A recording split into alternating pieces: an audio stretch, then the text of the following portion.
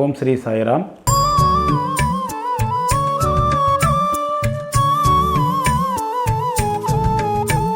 அத்தியாயம் 3. ரோஹில்லாவின் கதை. ரோஹில்லா என்பவன் யாருன்னா, ஒரு வாட்டசாட்டமான காளையை போன்ற தோற்றமுடைய ஒரு இளைஞன். நீண்ட கப்னியோடைய அணிஞ்சிருப்பான். பாபாவுடைய அன்புனால் ஷிரடியிலேயே தங்கிட்டான். கலீமா என்ற திருக்குரான் பாடல்களை இரவும் பகலும் சத்தமாக ஓதுவான். கடவுள் பெரியவர், அல்லாஹு அக்பர் என்று பேரிரைச்சிலும் கூக்குரலோடையும் பேசி கொண்டிருப்பான். ஷிரடி கிராம மக்கள் பகல் பூரா வயல்வெளியில் வேலை செஞ்சுட்டு இரவு தங்கள் வீட்டுக்கு வரும்போது இந்த கூக்குரலாலையும் பேரிரைச்சினாலையும் தான் அவங்க வரவேற்கப்படுவாங்க.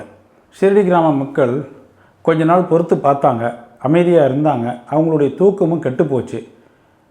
பாபாட்ட போய் ரோஹில்லாவை பற்றி கம்ப்ளைண்ட் பண்ணும்போது பாபா ஷிரடி மக்களை கடிந்து அவர்களை தான் சமாதானப்படுத்தினார் தவிர ரோஹில்லாவை கடிந்து கொள்ளவில்லை. பாபா ஷிரடி மக்கள்கிட்ட, ரோஹில்லாவுக்கு ஒரு கெடுதலான மனைவி இருக்கா, அவள் என்னையும் ரோஹில்லாவையும் அடிக்கடி மசூதியில் வந்து தொந்தரவு செய்ய பார்க்குறா. இவனுடைய கூக்குரல்னாலையும் பேரிரைச்சல்னாலையும் அவள் பயந்துட்டு மசூதிக்குள்ளே வரதில்லை.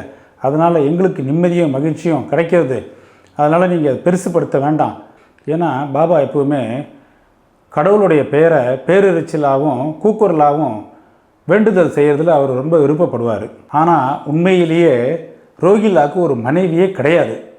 பாபா மனைவின்னு எதை குறிப்பிட்றாருன்னா, அது ஒன்றும் இல்லை, துர்புத்தி என்ற கெட்ட எண்ணங்கள் தான்.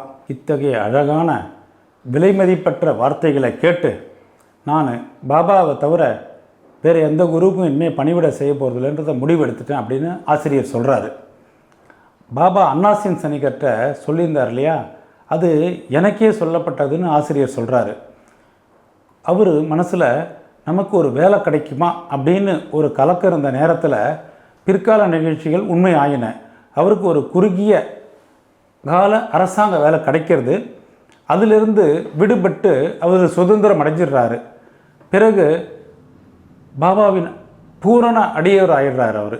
நம்முடைய ஹேமத் பந்த் என்ன சொல்கிறாருன்னா, அத்தியாயத்தை முடிக்கிறதுக்கு முன்பாக, தூக்கம், சோம்பல், மனது அலைதல், உணர்வுகளுடன் உறவு, இது எல்லாத்தையும் விட்டு ஒழிச்சிட்டு பாபாவின் கதைகளுக்கு சிதையாத கவனத்தை கொடுக்கும்படி அனைத்து பக்தர்களிடமும் கேட்டுக்கொள்கிறாரு. பக்தியின் ரகசியத்தை பக்தர்கள் அறியட்டும், ஒரு எளிய மருந்தை பின்பற்றட்டும், அதாவது சாய்பாபாவின் கதைகளை கேட்பதே. ஒரு உலோபி பல இடத்துல தங்கினாலும் தான் சேர்த்து வச்ச செல்வம் இருக்குல்லையே, அதை ஏதோ ஒரு இடத்துல புதைச்சி வச்சுருப்பான். அதிலேயே தான் அவன் சதா சிந்தனையும் இருக்கும். அதே போல் நம்ம சாய் பக்தர்கள் நம்முடைய உள்ளத்தில் பாபாவை மட்டும்தான் நம்ம எப்பவுமே நம்முடைய அரியாசனத்தில் வீட்டில் இருக்க வச்சுருக்கணும். ஓம் ஸ்ரீ சாய்ராம். அத்தியாயம் 3 முடிவடைகிறது.